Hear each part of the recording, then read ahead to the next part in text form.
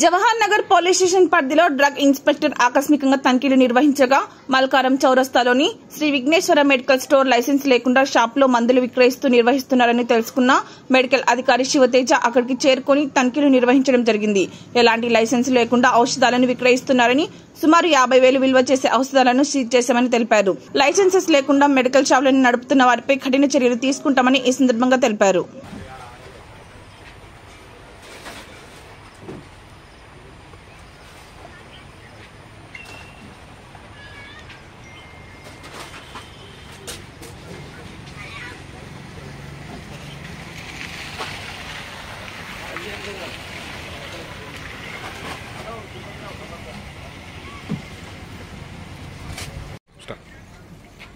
ఈరోజు routine inspection భాగంగా మనం వచ్చేసరికి ఇక్కడ Shri Vighneshwara medical and general స్టోర్స్లో వీళ్ళు లైసెన్స్ లేకుండా డ్రగ్స్ స్టాక్ చేస్తున్నారని మనకి ఇన్ఫర్మేషన్ వచ్చింది.